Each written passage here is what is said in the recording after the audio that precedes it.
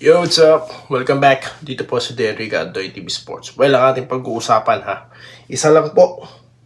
Ang tanong, Ray Parks sa Hinebra na daw po ba? Yan, alam ko. Marami nag-aabang yan na itapik ko. Okay? At makapa-shoutout. Bago po yan. Ako po'y muling magpapasalamat sa mga makabagong subscriber po ng Doy TV Sports. Okay? At sa existing subscribers, okay? Sa mga hindi pa, alam niyo po ba ang dahilan kung bakit sila nag-subscribe dito?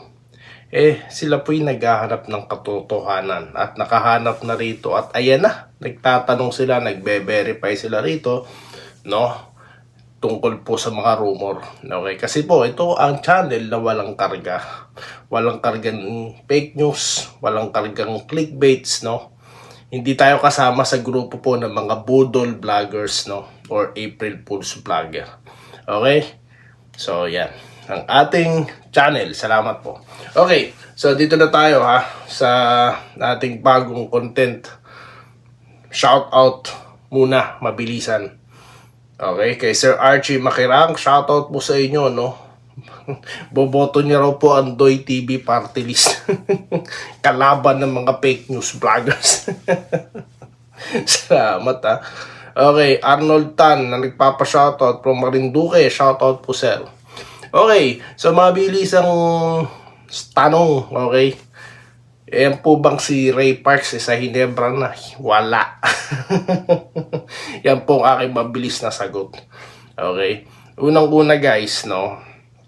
Pag-usapan muna natin logically speaking, okay? Sino pong kapalit? No? Sino? Si Malonzo? Yung kasi mga nabasa ko rin yan, no? Nabasa ko po kanina yan sa page. Sabi ko naman sa inyo, kung di legit sources, hindi ko po papansinin, no? Natitempt nga akong i-content Actually, yan dapat ang content ko. Bago yan kay meron akong content, 'di ba? Tong recently kay Pringris, 'di ba? Kay Mike Malone. Dapat may kasama yan, Mike Malone tsaka itong si tawag dito. Ayan nga si Parks. Dahil alam ko magi-spark ang maraming mga kabarangay na manonood niyan, no? Kaso, kilala niyo naman po ako. Hindi ako katulad ng ibang vlogger, no, na basta-bastang pumipick up. Nag-iimbestiga po tayo. Nag-check tayo sa legit sources at wala pong sinasabi, no. Yan po yung mga haka-haka, kuro-kuro, no, chismis. Alam niyo naman po ang Doy TV Sports ay hindi sumasama sa mga chismoso, no. Kaya ayan po ang aking sagot diyan, no. Wala pong katotohanan yan, no. Yung nabasa ko kanina sa sa page, daw po, si Malonzo daw ang kapalit. So, kayo na, ang humusga, mga taga-barangay. Papayag kayo? Si Malonzo ang kapalit? Ha? Bakit po kasi na-chismis yan, no? Tinatay-tahi na natin yung mga balita sa kabilat kanan, no? Kasi nga daw po, sa NBA tuloy, diyan po sa Japanese League, no? Parang soon ata, mga malalaking player na ang i-hire, no, ng as imports diyan, at posible nga daw pong tamaan, no, yung mga ibang players natin yan. Baka mamaya kasama si Parks yan, mga ganun. Kaya yan, lumabas na naman yan. At tawag dito, syempre yung asset na yan, yung rights kay Parks, hawak pa rin ng TNT yan, di ba? So ngayon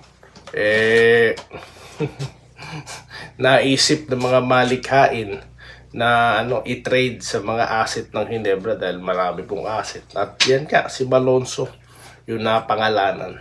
Kaya kayo na sumagot. Gusto nyo ba si Parks? Ayan, si Malonzo kapalit. No, pero kung ako tatanungin nyo dyan guys, no, so susunod na content, no. So yan lang muna yung sagot ko, no. Kasi ako meron ako sanang gustong gawin dyan sa content na yan Dapat content ko na yan noong nakaraan Kaso ayoko munang makihalo sa mga chismis no. Kaya ipagpapaliban ko sa next content guys kung ano ang take ko dyan, no. Kung pabor ba ako or what. Okay? So yan po. Shoutout po muna tayo Okay? kay Bobby Cabading, kay Sir, no? Magandang gabi, Idol Doy TV. God bless always po kita.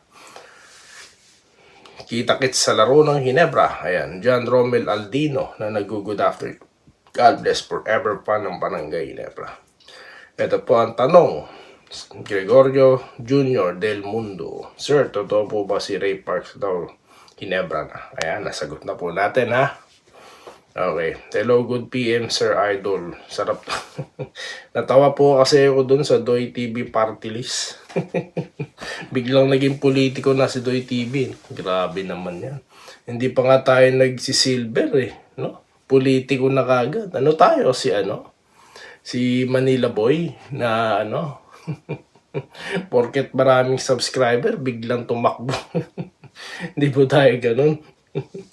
Katuwaan lang tayo, ha. Baka sabihin ng mga hater, ha. Tigas ng mukha ni Doy TV, ha. Okay. So, tuloy po natin ang shoutout, ha. Kay Templo Aldin, no, na nagpapasalamat. Welcome po, no. At shoutout po sa inyo. Edmond Dang, no. Ngayong Philippine Cup, sana marunong gamitin ni Coach Tim lahat ng players. Sana nga po. Dahil ako nga, kinakalampag ko na yung SMC management, no. Huwag nyo itago sa aparador yung mga players, palaruin nyo. I-release nyo na lang kung di nyo, palalaruin. Kasi sayang, tigil mo si Jeron Teng, di ba? Oh, sayang yan tapos kukuha pa sila ang dami pa nilang kinukuha, di ba? Meron pa silang kinuha nung nakaraan bago magsimula yung PBA. Yan, hindi na naman nagamit yung iba. Hanggat yung si Jimenez, naglaro na lang po sa iba. No? Sayang din yun. Promising player din sana yun. Wala No? Dapat po kumuha kayo ng coach na marunong gumamit ng mga players. No? Yung madiskarte. Katulad po yung TNT. Biruin nyo. Ang dami nilang pwedeng gawin sa assets nila, di ba? Pang trade lahat. Pero hindi minamaximize po nila yung superstar para po silang si Steve Kerr, no? Yan na po yung nangyayari ngayon sa TNT. Mautak na ngayon sila. Di na sila basta-basta nagtatambak-tambak ng mga superstar. Ginagamit nila, minamaximize nilang husto, no? So yan dapat ang matutunan ng management ng SMC, no? Ewan ko po kung naintindihan nyo ibig ko sabihin, baka sabihin nyo TNT na ako, Pero hindi. Kasi ang pangit tignan Jeremiah Gray, Pinto, Bangko. Diba? Pangit nakikialam ba ako kay Tim Kunin? Hindi. Ang akin lang, wag na magtampak ng player. Kung alam mo nang hindi gagamitin, wag mo nang kunin. No? Donate nyo na sa ibang team. Di ba? Kaya napagkakamalan tayong nang-harvest no? Ako, di ko ginagamit yun. Wala sa vocabulary ni Doy TV. Pero, di ba?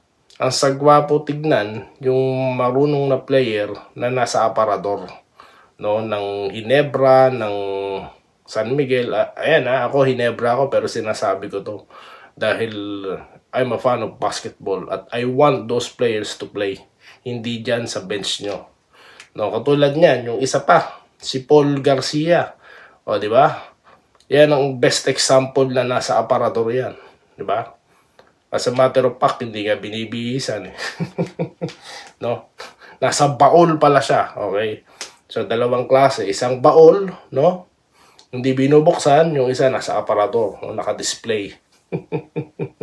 Di ba?